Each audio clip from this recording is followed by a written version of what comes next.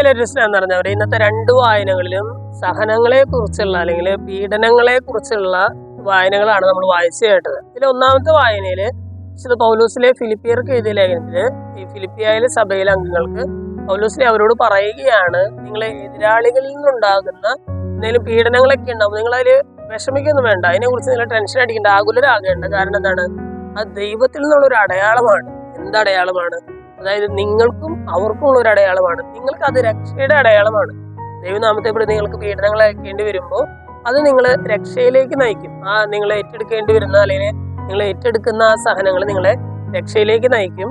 നിങ്ങൾക്കത് രക്ഷയുടെ അടയാളമാണ്, അവർക്കത് നാശത്തിന്റെ അടയാളമാണ്. അല്ലെ? നമ്മളൊന്ന് ആലോചിച്ചു, നമ്മള് ചരിത്രം പഠിക്കുമ്പോൾ സഭയെ പീഡിപ്പിച്ചവരാരും തന്നെ വലിയ നിലയിലൊന്നും എത്തിയിട്ടില്ല. അല്ലെ?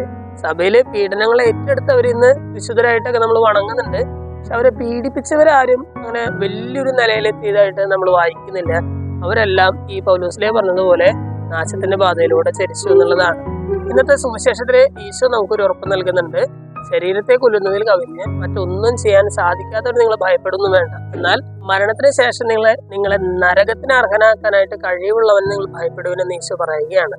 നമ്മളൊരു ഇന്നത്തെ 2 വായനകളും വായിച്ചു കഴിയുമ്പോൾ നമ്മുടെ ജീവിതത്തിൽ നമ്മൾ ഏറ്റെടുക്കേണ്ടി വരുന്ന പീഡനങ്ങളെ ഇങ്ങനെ ഒരു കാഴ്ചപ്പാടിലൂടെ നോക്കി കാണാനുള്ള ഒരു കൃപയ്ക്കായിട്ട് നമുക്ക് പ്രാർത്ഥിക്കാം.